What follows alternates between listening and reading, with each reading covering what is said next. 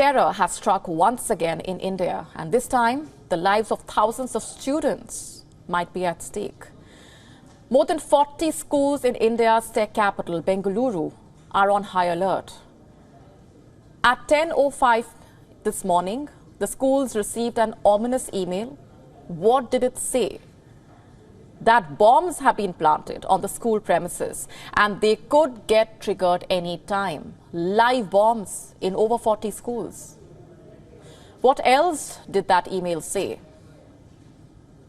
Let me read out some parts for you. Here's a warning, you might find them disturbing. There are explosive devices on the school grounds.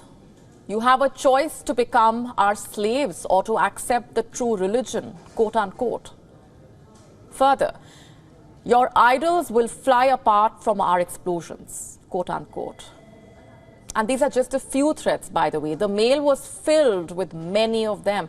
It threatened people about changing their religious faith or suffering the consequences. The mail also had references to the 26/11 terror attacks in Mumbai. Who sent out this email? Were there actually any explosives on the school ground?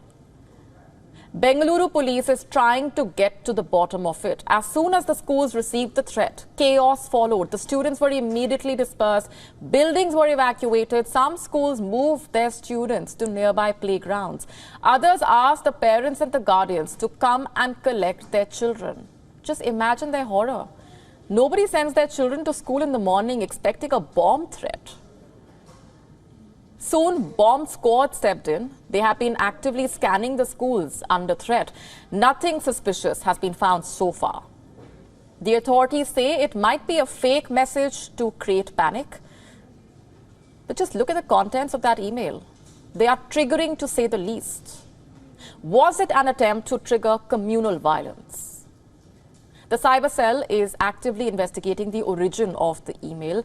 Karnataka's Deputy Chief Minister, D.K. Shivakumar, in fact, visited one of the schools under threat. Listen into what he had to say. We could see some email. I think within few hours, my crime department, cybercrime department will trap them. It is a hoax call where all this type of issues will happen. But I appeal to all the parents of Bangalore to be very safe. We have a good system. In panic, No parent should be in panic.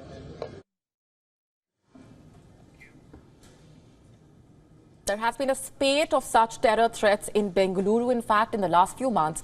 Earlier in November, Deputy Inspector General T.P. Shesha got an anonymous call on his official cell phone. This person threatened to blow up Hindalga Central Prison, Parapana Agrahara Central Prison, and his residence as well. He also threatened to assault the DIG. And before this, in October, an Indigo flight from Kochi to Bengaluru was getting ready for departure. And soon the airport's control room received a threat call. It said there was a bomb on the flight. A total of 139 passengers were asked to deboard, but no bomb was found. There have been instances of bomb threats, but they were not targeted on religious beliefs like this one. While this one appears to be a hoax as well as of now, even empty threats like these, you see, have triggered violence in the past. The contents of the letter were inflammatory. They threatened people to take up a particular religion. They have created panic. Chances are there will be consequences. So Bengaluru needs to be prepared for it. WION now available in your country. Download the app now. Get all the updates on the move.